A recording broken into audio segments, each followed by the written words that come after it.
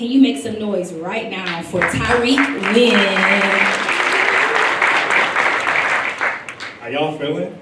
Feeling good? Man, I'm gonna need y'all to get hyped. You know what I'm saying, man? You know what I'm saying? It's a little gloomy outside. Y'all got to get hyped. How y'all feeling? I like that a little bit better. All right, so we're gonna kick this thing off. I have an amazing guest that I'm about to bring out.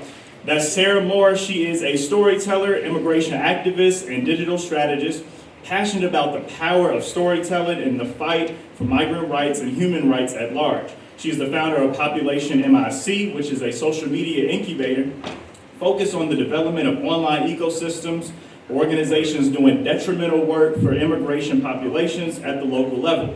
In 2018, she sued the Trump administration after pausing college because of federal threats of deportation. Alongside a few community members, won federal lawsuit against the presidential administration that was attempting to end DACA. A DACA recipient herself, she has dedicated her youth to strategizing ways to support her community. Her family and upbringing were key to her work being rooted in decentralization, the larger narrative on migration. Understanding that people power is built on going against the current and always questioning the status quo, Sara has embarked on creating non-affiliated actions to support her community using her online tools. Please join me in welcoming Sara Mora. I want to start with this, right? So you've been working as an immigration rights activist for some time now. What was that pivotal moment in your life that really inspired you to start this work? My moment was when I was 17.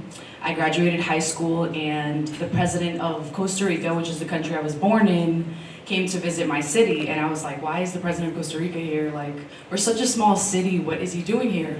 But my moment was when I shared that I was undocumented with the president because there was a lot of press, and I didn't plan for a lot of people to hear, just for the president to hear. And that was a very scary decision because I was telling everybody what my immigration status was for a purpose, right? For the goal of telling the president of Costa Rica that we needed his help. Wow, so you were young. Talk about like the significance of being a young person and doing that type of work. Yeah, I mean, I think like in the moment I was just really scared. First of all, I wasn't gonna go. And then my mom was coming home from cleaning houses and she was like, no, we already got here, like we're ready, you already prepared the questions, like we're gonna go. And she was really the reason that I went. She's always been the person that tells me like, you have to take risks, right? So I doubted myself a lot, but honestly, when I spoke, I saw that there was a lot of elected officials and people in power that did care, but sometimes connecting the dots can be complicated, right? Because there's a lot of issues and a lot of different ways to represent issues. It's a lot of young people who may not really know what their purpose is, so what can you say is a good way for you to figure out what your purpose is? I think that one of the things that really helped me when I started was I talked to a lot of people that were older than me, and I asked questions, people that I looked up to, whether it was the way that they carried themselves or the literal job title they had.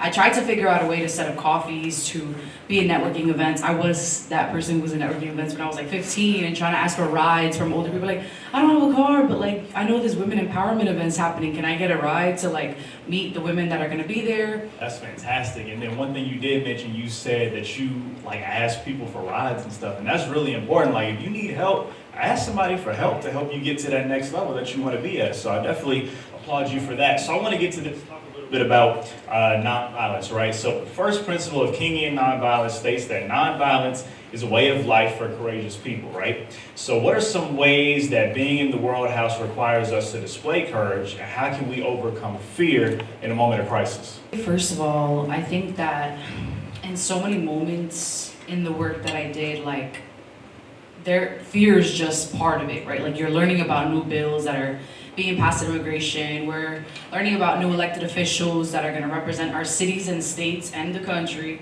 that don't necessarily reflect like something happy, right? Or that we shouldn't be scared of. But I think in the moment, how I confront it is like, I'm trying to make a difference in the world. The world already has a lot of evil, right? A lot of abuse of power, a lot of things that we don't want. So I combat it with remembering that I'm not alone, and then also like understanding that we're working collectively for the long term. So even if we don't see solutions immediately and we see some days darker than others, we have to understand there is good things happening, so yeah. So I want to talk a little bit about this too. So I want to know, how do we need to shift our collective thinking about brown and black immigrants, and how will this shift our language and policies? Well, what we think about immigration is in turn how we vote, right? How we advocate for leaders who push for anti or pro-immigration laws. So I think it's important to remember that immigration isn't a Latino issue as we see it. It's not a Mexican issue. It's not one nation's issue. Migration is happening every day. It's happened for centuries before the news existed.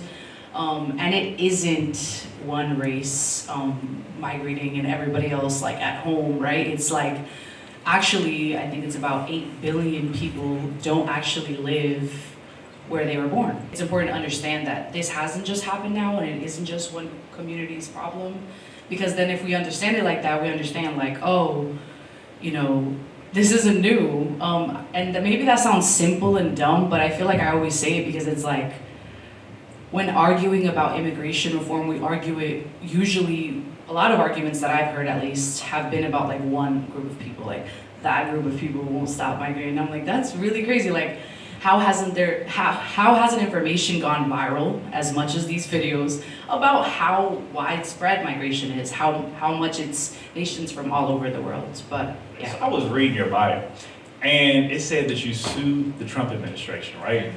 Please share with everybody what that was like, what was that experience like, and like how did you actually go about doing that? What was that process?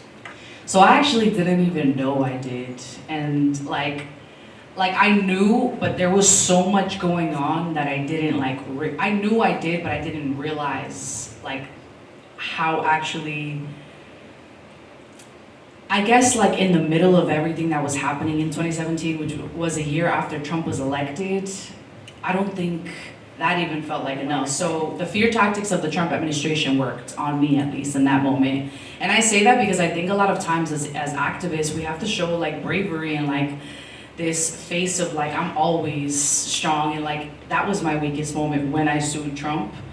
And then a year later, I found out that our lawsuit won, and that was one of the lawsuits that helped stop something that he was working on in his administration to completely eliminate DACA, so that not only could we not reapply, but that slowly would just be removed permanently, and then that would mean me and hundreds of thousands of people across the nation under that immigration status, and then by consequence, others wouldn't have a status.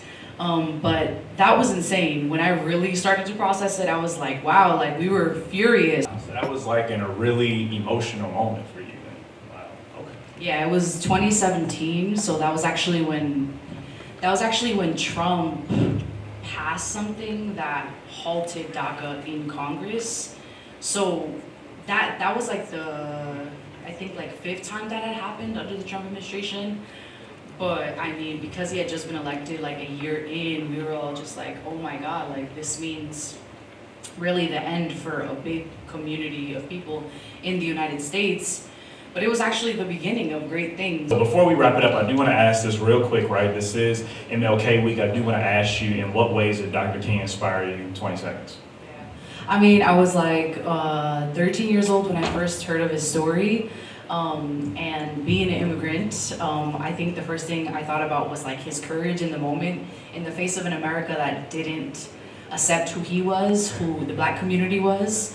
And so like, he's probably one of the biggest inspirations that I had since I was a little girl, way before I did the work in More Action, so yeah. Definitely appreciate you so much for sharing that. Thank you so much for being here, Sarah. We appreciate it. Make sure y'all clap it up for Miss Sarah.